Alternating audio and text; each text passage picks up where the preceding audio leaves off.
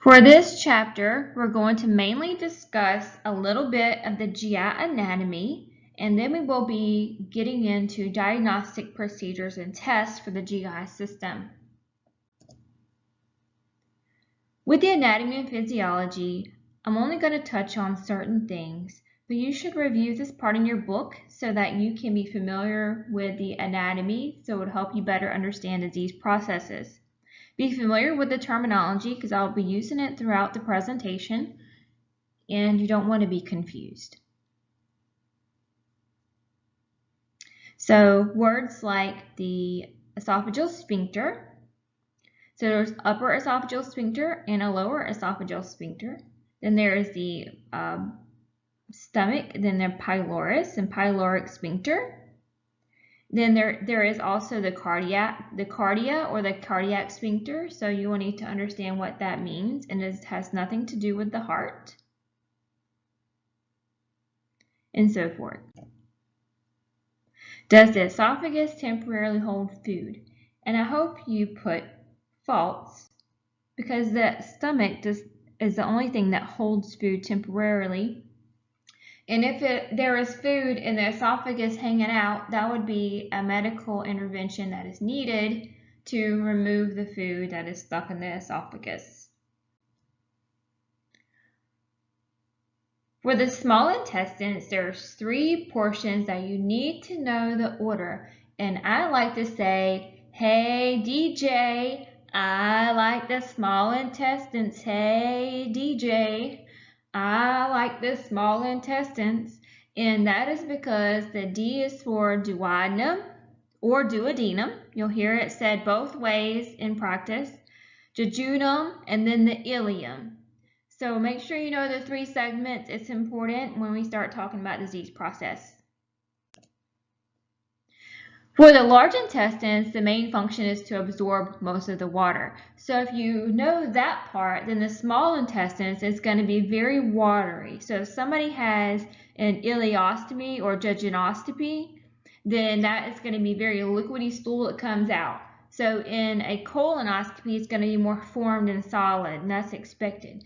So the small intestines is watery, and the large intestines is where most of the water will be absorbed.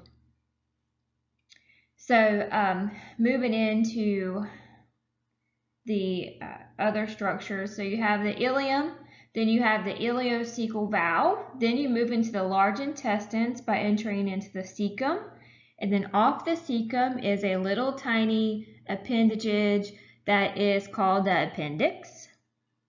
Then you have the colon, which goes up for ascending, over, transverse, down, descending.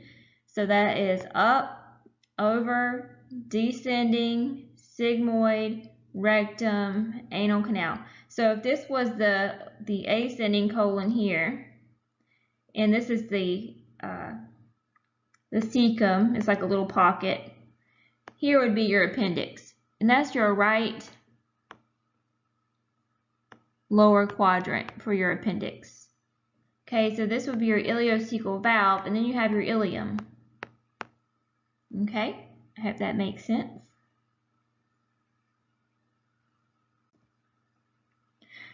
The peritoneum is the place of the abdominal cavity. So the lining of the abdominal cavity, and that is important when we get to peritonitis and certain infections that happen there and what that means. So peritoneum is just the area.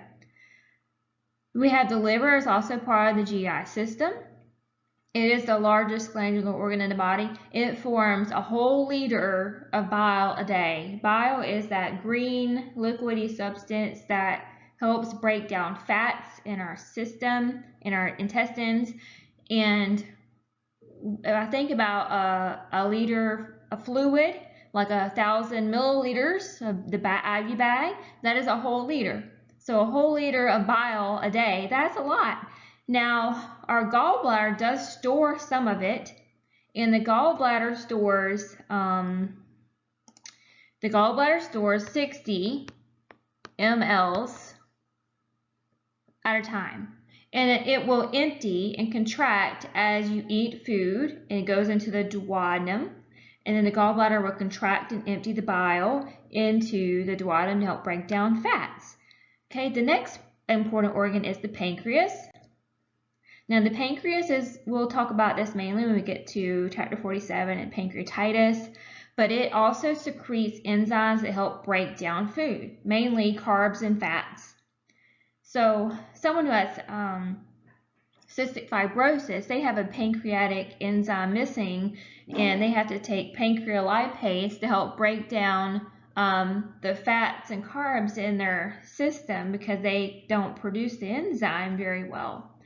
So as you eat, you also release messengers to the pancreas that says, hey, I need some enzymes, and the enzymes come down the pancreatic duct and down into the bile duct, which goes down into the duodenum.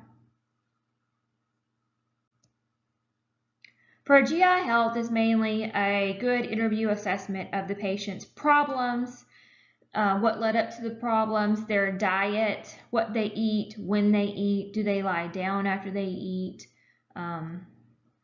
what foods aggravate their problem, what helps alleviate their problems, what are their elimination patterns, what does their bowels look like, what does their stool look like, what color is it, what consistency is it, does it have a smell or an odor, do they have nausea, vomiting, diarrhea, does anything bring it on, make it better, those sort of things. The nursing assessment for the GI section is mainly going to be, an abdominal assessment and then things related to their stomach, of course.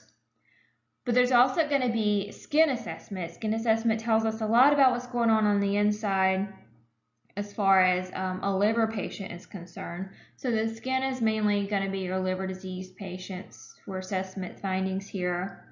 People who have inflammatory bowel diseases will have mouth ulcers or other sores in their mouth. Then we have the abdomen. Flat is more of a malnourished type state. Then we have round, which is normal. Distended is abnormal. That's more like you're bloating. Breathing effort does affect how large their abdomen is, affects how breathing effort goes. So if they have a lot of ascites, it puts pressure on the diaphragm, and they have a hard time breathing.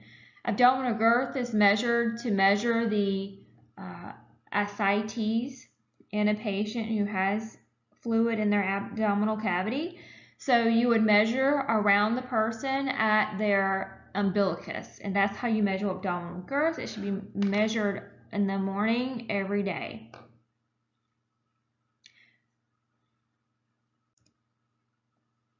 So let's take a look at this NCLEX question. We have a nurse assessing a client's abdomen and does not hear any bowel sounds in the right lower quadrant for 5 minutes. Which action is best for the nurse to do next? Would you ask the client if he or she has had a bowel movement? Would you auscultate in another quadrant for a minimum of 3 minutes? Would you document bowel sounds absent for this client? Or would you listen for another 3 minutes over the right lower quadrant? For this question, you would have to know how to do the abdominal assessment. So the correct answer to this question is 2. Auscultate in another quadrant for a minimum of 3 minutes. So if you remember the abdominal assessment, you have 4 quadrants. If this is the umbilicus, you listen in each quadrant for at least 3 minutes before you can say that they do not have bowel sounds. You cannot document bowel sounds absent for a client when you haven't listened to all 4 quadrants. So that is how you do the assessment. Number 2, the nurse needs to assess a client's abdomen. To best accomplish this, the nurse directs the client to lie in which of the following positions? In the semifowlers, on the right side with knees straight, prone with knees slightly bent, or supine with knees flexed. The correct answer to this question is 4, supine with the knees flexed. So the patient should be in an upright position or laying on their back with the knees flexed. With the knees flexed, it relaxes the abdominal muscles, and that provides you an easier way to assess the abdomen when their muscles are not tense.